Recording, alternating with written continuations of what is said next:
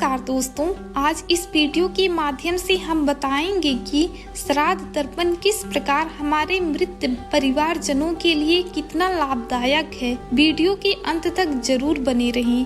मृत्यु अटल सत्य है जो सभी की होनी है। शरीर त्यागने के बाद आत्मा की स्थिति क्या रहती है? गरुड़ पुराण में बताया गया है कि मृत्यु के बाद आत्मा जब शरीर से निकल जाती है तो कुछ समय तक अचेत स्थिति में इधर उधर भटकती रहती है। चेतना आने पर आत्मा अपने शरीर को देखकर मोहवश अपने परिवार दुखी होती रहती है और परिजनों से बात करना चाहती है। फिर से अपने शरीर में लौटने की अपार कोशिश करती है, लेकिन शरीर में फिर से प्रवेश करना असंभव हो जाता है। इसके बाद यम के दूत आत्मा को अपने साथ तीव्र गति से लेकर यम के दरबार में पहुंच जाते हैं। यहाँ चित्रगुप्त और यम के सभासद व्यक्ति के कर्मों का लेखा जोखा करना शुरू कर देते हैं, वापस परिजनों के पास फिर से पहुंचा देते हैं। यहाँ मृत व्यक्ति की आत्मा मृत्यु के बाद 12 दिनों तक प्रेतावस्था में परिवार वालों के बीच में ही रहती है और परिजनों द्वारा दिए गए पिंडदान को खाते और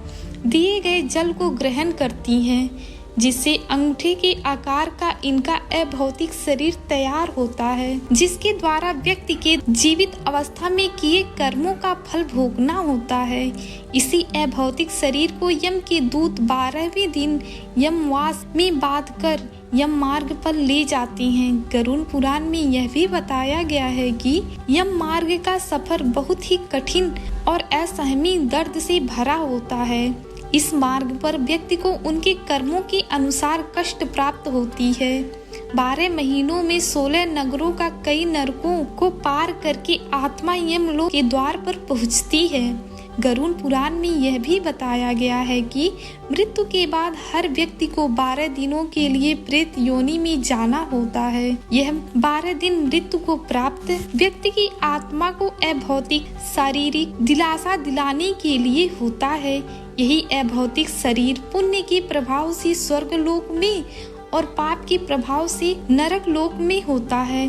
कर्म भोगने वाले इस शरीर द्वारा कर्म के फल को भोग लिए जाने के बाद फिर से जीवात्मा को नया शरीर प्राप्त होता है। स्वर्ग गए लोग अपने पुण्य के प्रभाव से धनवान और सुखी परिवार में जन्म लेते हैं या अपने कर्मों से धनवान होते हैं।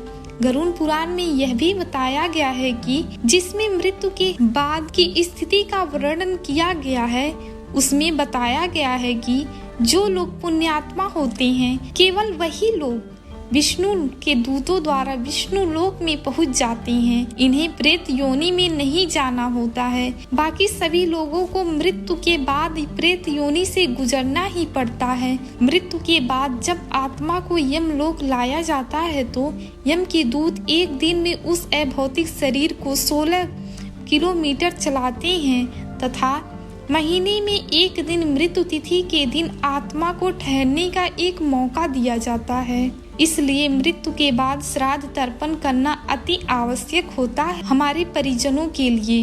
गरुड़ पुराण में यह भी बताया गया है कि मृत्यु तिथि पर व्यक्ति की मृत्यु के बाद पूरे साल तक अन्न जल दान और तर्पण करना चाहिए। इस दिन किए गए अन्न दान और ब्राह्मण भोजन से यमदूतों और मृत व्यक्ति की आत्मा को बल मिलता है, जिससे वह आगे का सफर तय कर पाती हैं। जिन परिवार में लोग ऐसा नहीं करते हैं उनके परिजन यम मार्ग में कष्ट भोगते हैं और अपने परिवार के लोगों को श्राप देते हैं, जिनसे पितृदोष लग जाता है और जीवन में कई तरह की परेशानी आने लगती है। आशा करती हूँ आपको वीडियो बहुत अच्छी लगी होगी। वीडियो पसंद आई हो तो चैनल को सब्सक्राइब कीजिए, हमें सपोर्ट कीजिए। धन्यवाद।